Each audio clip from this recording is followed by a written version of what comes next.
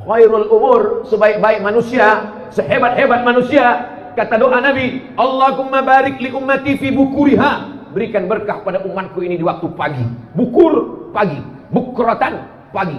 Bukratan wa asila, pagi dan petang. Wa subhanallahi bukratan wa asila, pagi dan petang. Bukrah artinya pagi. Bukrah besok pagi. Bukur pagi. Bukur pada waktu pagi. Berkahi umatku ini pada waktu paginya. Siapa nama anak kau? Bukratan wa asila. Kenapa begitu? Yang satu lahir pagi, satu lahir petang. Ya Allah, berkahi umatku ini pada waktu paginya. Artinya apa? Siapa yang bangunnya paling pagi, itulah hidupnya paling berkah. Sekarang di dunia internasional, di Asia Tenggara ini, Asia Tenggara, Thailand, Singapura, Malaysia, Brunei Darussalam, Indonesia, Filipina, setelah diteliti, ternyata yang paling cepat bangun paginya, itulah yang di seberang Batam, Singapura.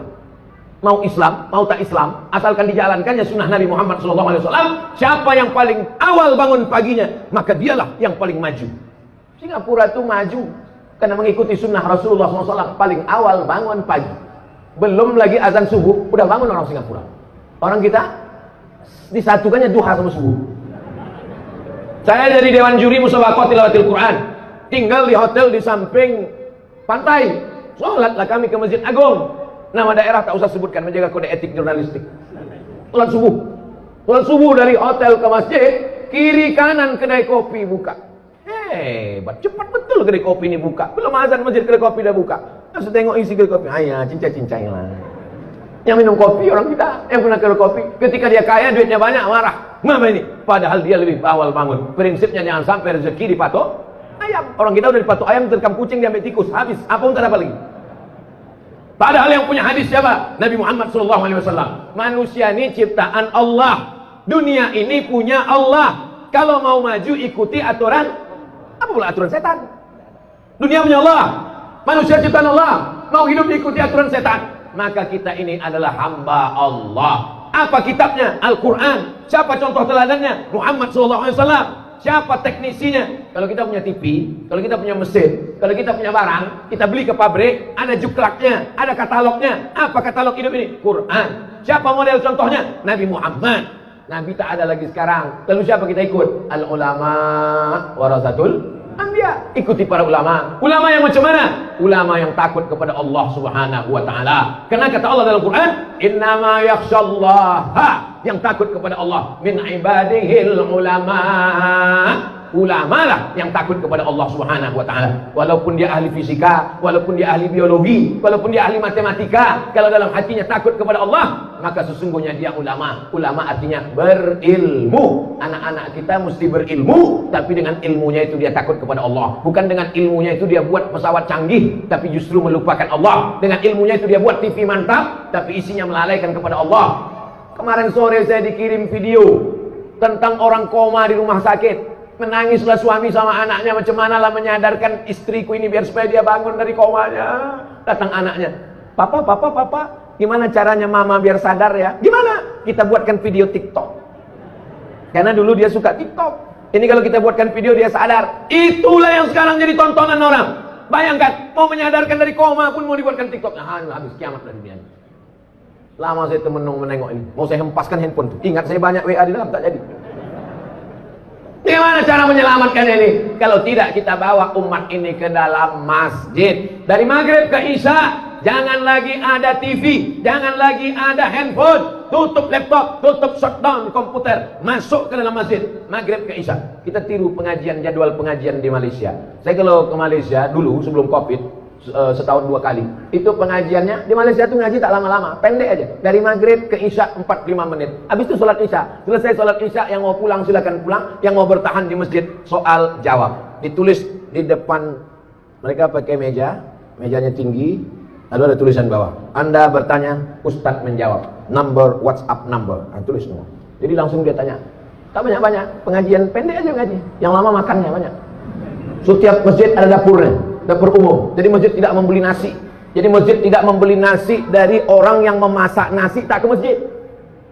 Masjid dimasak oleh orang masjid. Nasi dimasak oleh orang masjid. Ketika memasak dia berwudu, ketika memasak dia bersolawat, ketika memasak kencingnya berbasuh, sehingga orang yang memakan itu ada rahmat dan barokahnya. Masjid ini ada dapurnya.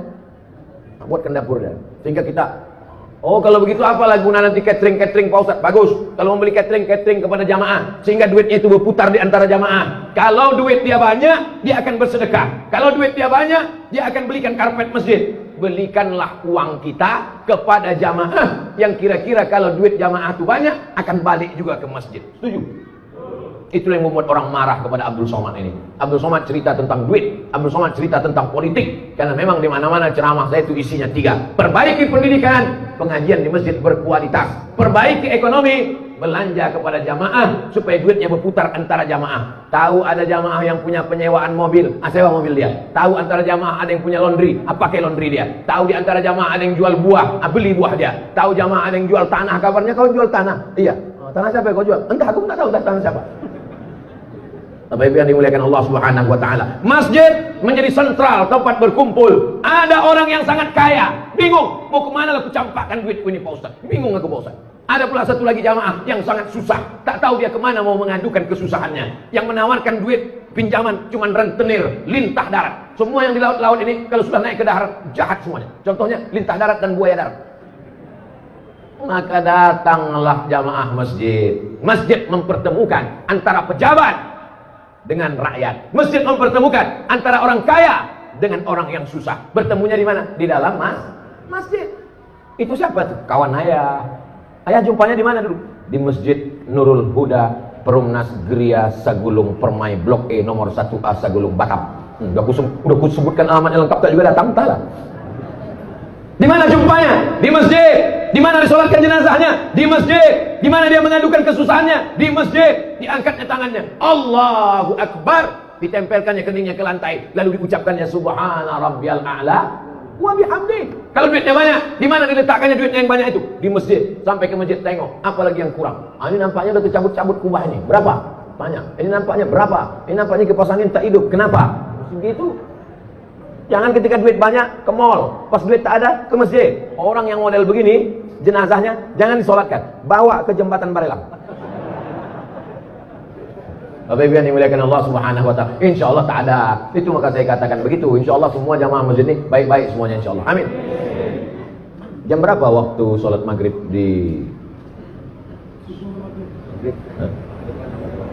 Saya kadang tak percaya sama orang, lebih percaya sama Google. Waktu sholat Batam. Waktu sholat Batam maghrib jam 6.14. Sekarang jam 6 matahari terbit. Pas matahari terbit tak boleh sholat karena waktu tanduk setan. Waktu terbit matahari itu bulat, datang setan bertanduk. Kata setan.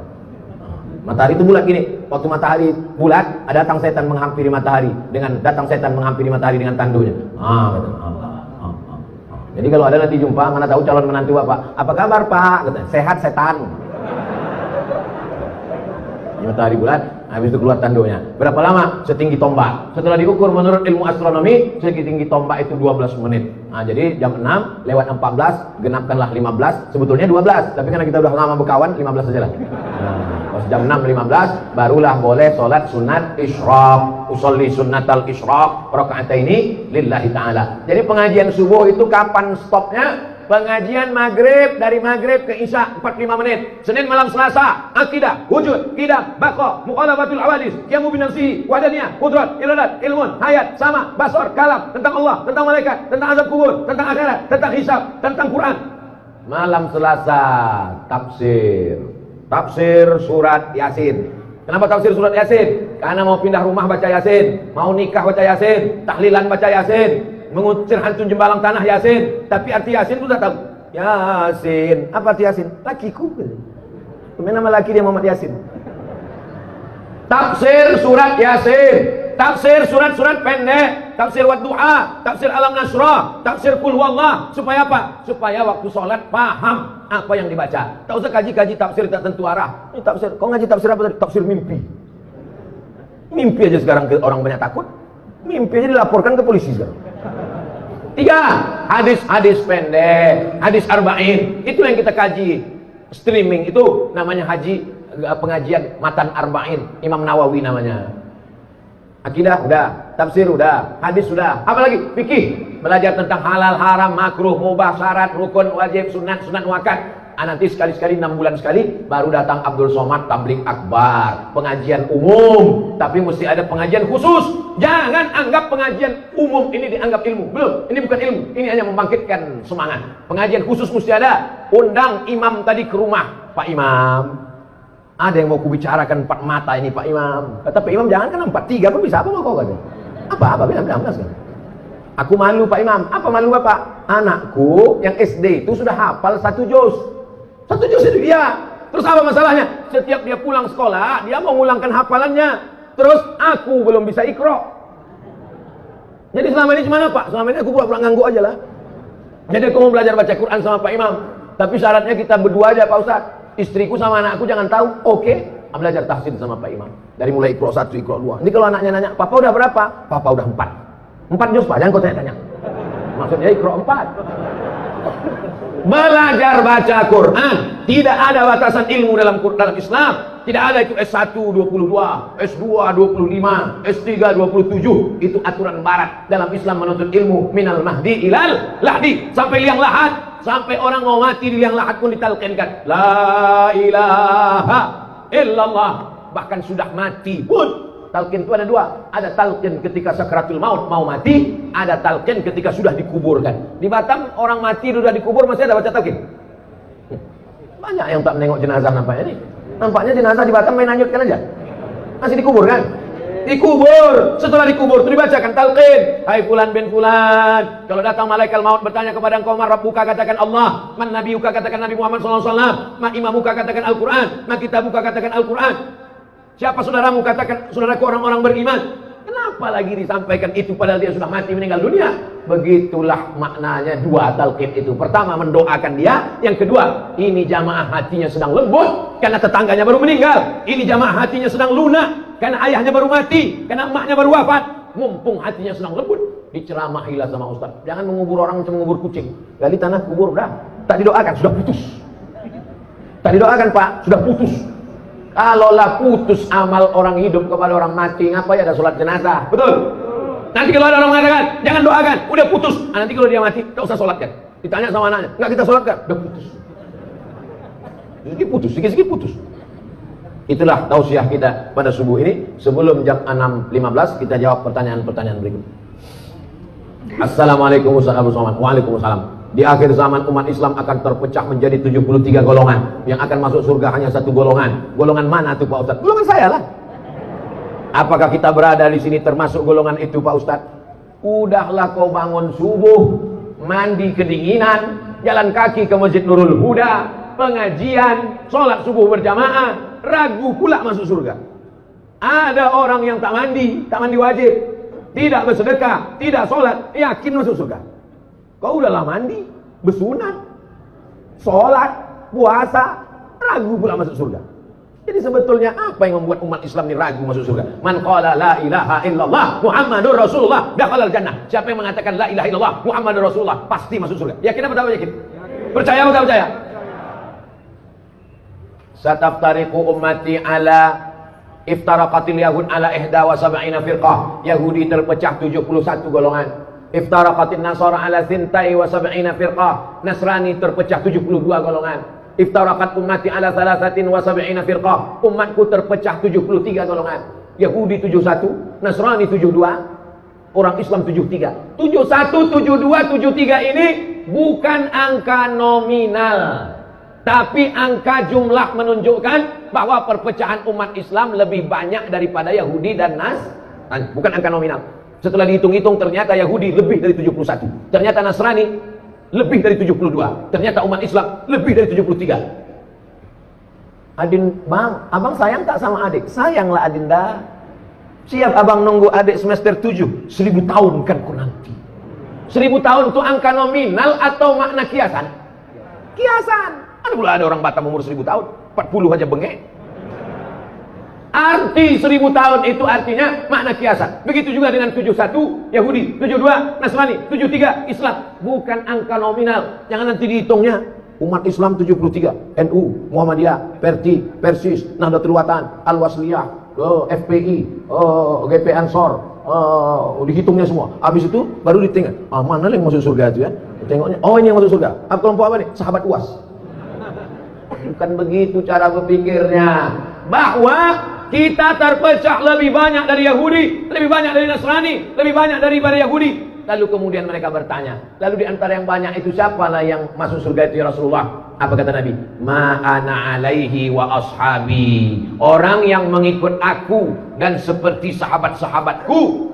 Nabi sholat subuh, kita sholat subuh. Nabi memakmurkan masjid, kita makmurkan masjid. Nabi ahlus sunnah, Nabi berpegang kepada sunnah karena dia sumber sunnah, sunnah dari Allah. Kita mengamalkan sunnah. Nabi mengajarkan berjamaah, kita berjamaah. Maka kita adalah kelompok yang selamat karena ahlus sunnah wal jamaah. Jabariyah sesat, Syiah sesat, Khawarij sesat, Murji'ah sesat, Qadariyah sesat, Mu'tazilah sesat. Maka semua mesti kembali kepada akidah ahlus sunnah wal jamaah. Sunnah bangun waktu pagi, kita bangun. Sunnah jalan kaki ke masjid, kita datang. Sunnah sholat berjamaah. Sunnah berzikir habis sholat subuh sampai terbit matahari. Sunnah. Maka ikuti amalan-amalan sunnah, kau akan tahu mana yang sesat, mana yang tidak. Tadi malam pulang dari masjid pengajian, mau pulang ke penginapan, sampai di tengah jalan, apa kata tim yang ada di belakang? Oh, ini kita salah ini kita salah jalan, mestinya ke sana. Kenapa dia tahu ini salah jalan? Karena dia tahu jalan. Orang Pekanbaru yang ada di dalam itu tak tahu jalan, slow aja. Siapa itu? Abdul Somad. Tak tahu saya jalan di Batam nih. Walaupun udah 8 tahun saya ke Batam, tak tahu saya jalan Batam. La yadurrukum man dhalla idza tadaitum. Kalau kau tahu jalan, maka tak ada yang bisa menyesatkanmu. Berilmu, pahami Quran, pahami sunnah, ikuti ulama. 7.000 orang pun mau menyesatkanmu, kau tak akan sesat insyaallah. Berpegang dalam la ilaha illallah Muhammadur Rasulullah. Itu